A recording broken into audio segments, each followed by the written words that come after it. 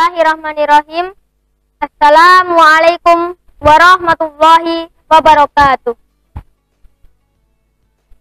Alhamdulillahirabbil alamin. Wassalatu wassalamu ala asrofil anbiya wal mursalin wa ala alihi wa sahbihi ajma'in. Amma ba'd.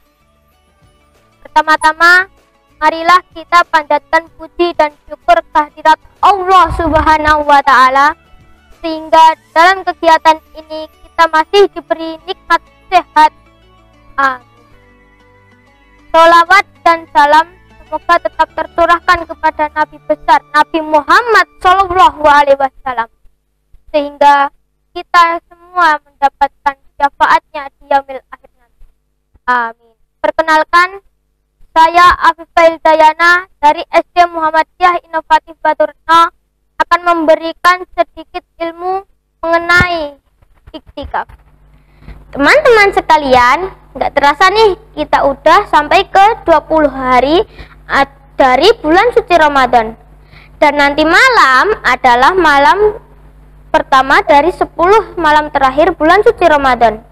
Kita tahu bahwa Allah Subhanahu wa ta'ala memberikan 10 malam-malam terakhir dari bulan suci Ramadan satu malam yang lebih baik ibadahnya daripada beribadah selama 1000 bulan. Apa yang harus kita lakukan di 10 malam terakhir bulan suci Ramadan?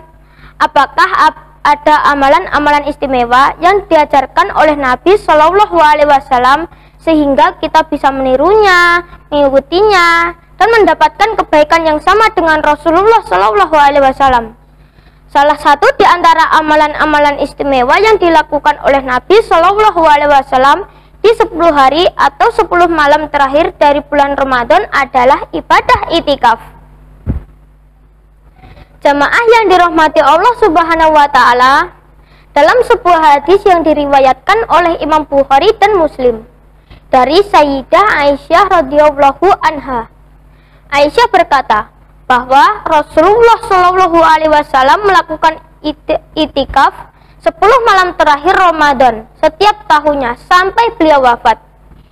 Ini artinya Rasulullah Shallallahu Alaihi Wasallam tidak pernah meninggalkan ibadah itikaf satu kali pun di Madinah. Itikaf dapat dilakukan seperti halnya menunggu datangnya waktu sholat setelah sholat. Kita duduk di masjid setelah selesai maghrib untuk menunggu waktu isya, atau setelah waktu asar untuk menunggu waktu maghrib, atau setelah selesai subuh untuk menunggu waktu syuruk atau waktu duha. Jamaah yang dirahmati Allah Subhanahu wa ta'ala, keistimewaan dari ibadah itikaf adalah dapat didoakan malaikat agar mendapatkan ampunan dari Allah Subhanahu wa ta'ala. Tidaklah seseorang di antara kalian duduk untuk menunggu waktu sholat selama dia dalam keadaan suci, melainkan para malaikat akan mendoakannya. Ya Allah, ampunilah ia. Ya Allah, sayangilah ia. Hadis riwayat Imam Ahmad. Inilah salah satu keutamaan dari itikaf, sehingga pada malam 21 Ramadan sampai Lebaran, Nabi Shallallahu Alaihi Wasallam tidak pernah melewatkan satu malam atau satu hari pun dengan itikaf di masjid.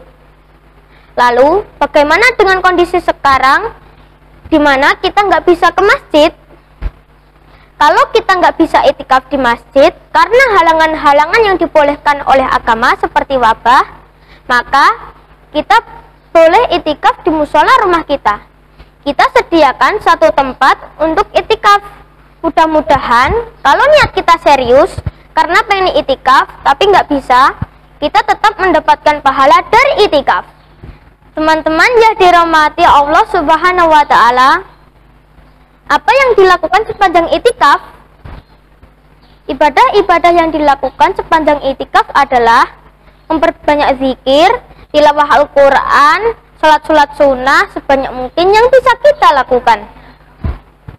Kita bisa sholat ba'diyah, sholat qobliyah, sholat tarawih, sholat tahajud, sholat taubat, dan berbagai macam ibadah sholat sunnah lainnya.